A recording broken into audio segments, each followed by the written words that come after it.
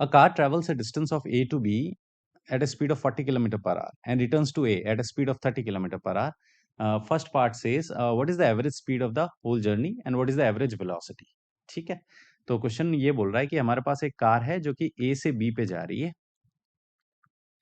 ठीक है, A से B पे जाते वक्त इसकी एवरेज इसकी स्पीड कितनी थी? 40 किलोमीटर पर आवर। ठीक है, जाते वक्त, और वापस आते वक्त कितनी है? 30 kilometre per hour.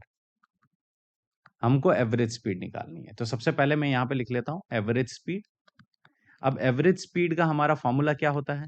Average speed का हमारा फॉर्मूला होता है total distance upon total time. Total distance upon total time.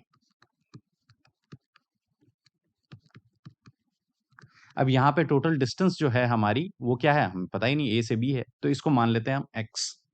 ठीक है, तो टोटल डिस्टेंस हो गई एक्स ए से बी जाने में और बी से ए आने में वापस एक्स, सो एक्स प्लस एक्स। ठीक है, और टोटल टाइम क्या होगा सर? जाते वक्त टाइम t1 बन गया और आते वक्त टाइम t2 हो गया, तो टोटल डिस्टेंस। ठीक है, अब अगर ये x है a से b पे जाते वक्त और b से a आने वक्त, तो डिस्टेंस तो सेम रहेगी, बस टाइम चेंज होगा क्योंकि स्पीड अलग अलग है। सही बात है ना? अगर ज्यादा स्पीड होगी तो कम टाइम लगाएगा और कम स्पीड होगी तो ज्यादा टाइम लगाएगा, क्योंकि डिस्टेंस तो फिक्स्ड है, डिस्टेंस चेंज ही नहीं हो रही। तो यहाँ पे हम क्या कर लेते हैं, x प्लस एक्स इसको 2x लिख लेते हैं, और टाइम जाते वक्त कितना लगेगा? देखो, स्पीड डिस्टेंस अपॉन टाइम होता है, सही बात है, तो टाइम क्या हो जाएगा?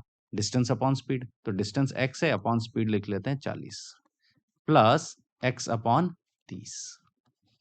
फिर से रिपीट कर देता हूं, x प्लस एक्स न्यूमरेटर में 2x हो जाएगा यहाँ पे, और ये जो टाइम t1 है ये क्या होता है? हमारा टाइम हो जाएगा t1 डिस्टेंस अपॉन स्पीड। सो कितना डिस्टेंस लगा a से b जाने में? x, और कितनी स्पीड थी? 40 प्लस आते वक्त फिर से x और स्पीड इस बार 30।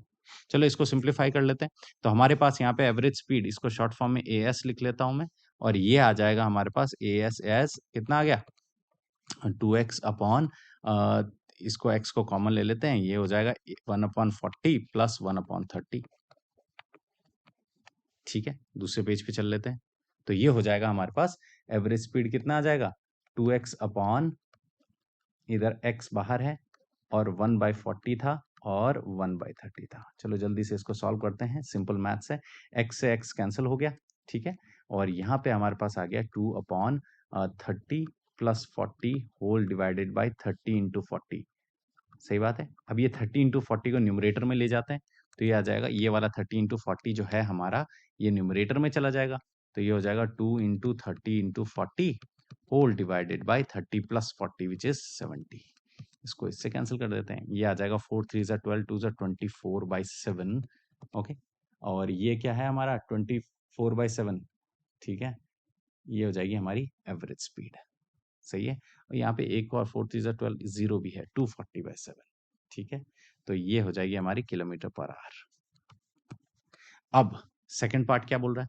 सेकंड पार्ट बोल रहा है फाइंड द एवरेज वेलोसिटी। अब अगर तुम ए से बी पे गए हो और बी से ए पे वापस, तो टोटल डिस्प्लेसमेंट कितना हो जाएगा?